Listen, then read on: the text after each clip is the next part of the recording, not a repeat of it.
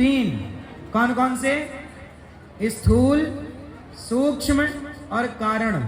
तीन शरीरों के बारे में हमने बताया था, आपको याद है। चलो बताओ, भगवान ने जब गोपियों से रास रचाई तो किस शरीर के साथ रास हुआ? बोलो, स्थूल शरीर या सूक्ष्म शरीर? बोलो। हाँ, गोपियां इस हाड़ मांस के शरीर से नहीं रास रचा रही हैं, वो एक दिव्य शरीर है। अब बताओ, शंकर जी गोपी बनकर आए हैं, तो क्या शंकर जी यहाँ तुम करो तो रासलीला, हम करो तो कैरेक्टर ढीला, तो क्या शंकर जी यहाँ काय को आए? फिर यदि कोई कैरेक्टर ढीला ही चल रहा था तो शंकर जी को आने की क्या जरूरत थी? इसका मतलब हुआ कि शंकर जी वो हैं जिन्होंने कामदेव को जला दिया, और कामदेव को जलाने वाले शिव कह रहे हमें गोपी बना दो।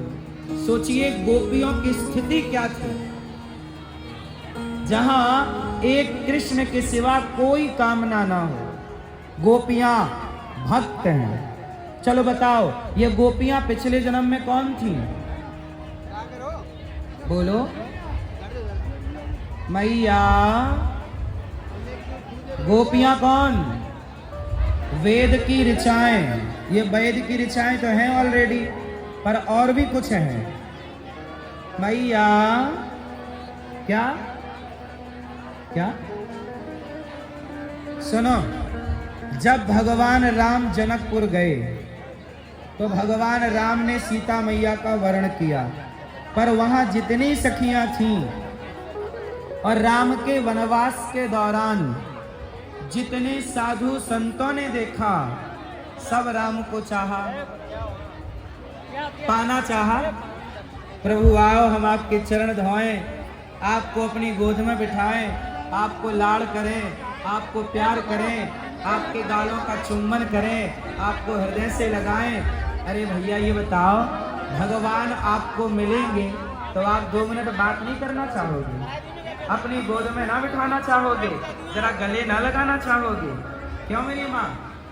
भगवान को पाकर सब इच्छाएं गले लगाएं। माँ अपने बेटे को गले लगाती है, माँ अपने बेटे को माथे चूमती है, माँ अपने बेटे के गालों का चुम्बन करती है, तो क्या माँ के अंदर कोई गलत भाव होता है?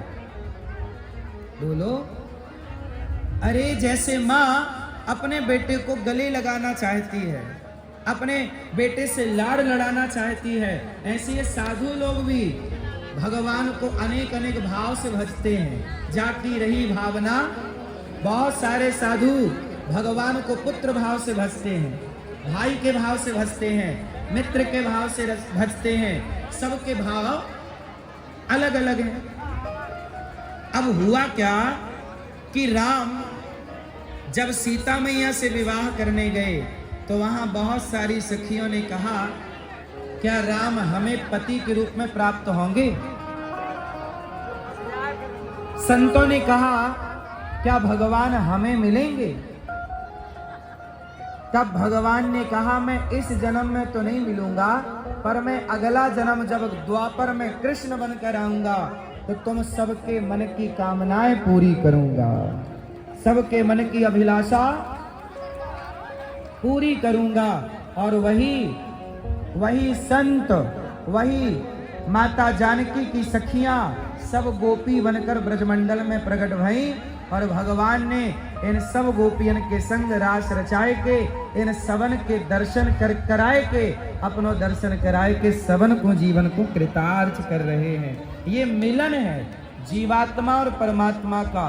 भक्त और भगवान के मिलन का नाम है रास। क्यों मैया? गोपी कौन?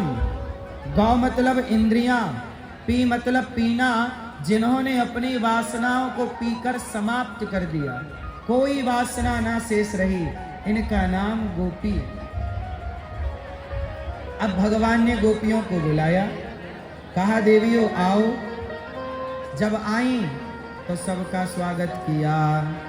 स्वागतम वो महाभागा प्रियं किं करवाणि वः व्रजस्यानामयं कच्चित् ब्रूतागमनिका